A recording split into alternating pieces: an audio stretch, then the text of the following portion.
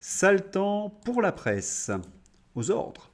Panique dans le monde du journalisme. 57% des Français estiment qu'il faut se méfier de ce que disent les médias sur les grands sujets d'actualité.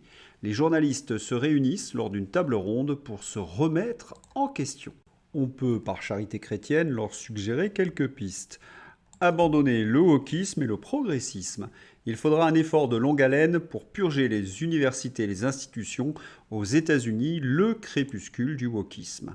Autrement dit, les Américains ont voté pour Donald Trump pour qu'il les débarrasse de cette peste wokiste. Le journaliste woke n'a plus beaucoup d'avenir. Deuxième conseil, arrêtez le militantisme.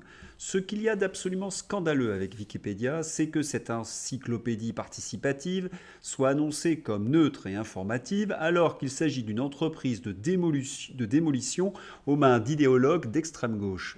Le biais n'est indiqué nulle part et beaucoup de gens pensent qu'il s'agit d'informations fiables sur tel ou tel journaliste.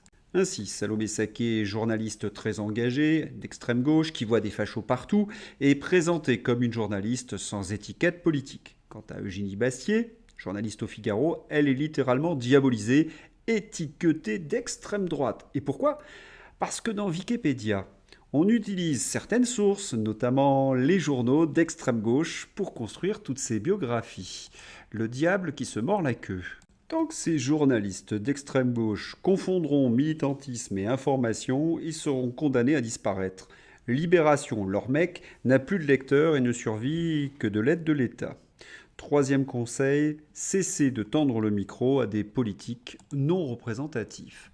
Cette femme représente un courant minoritaire des écologistes, soit environ 2% de l'électorat français.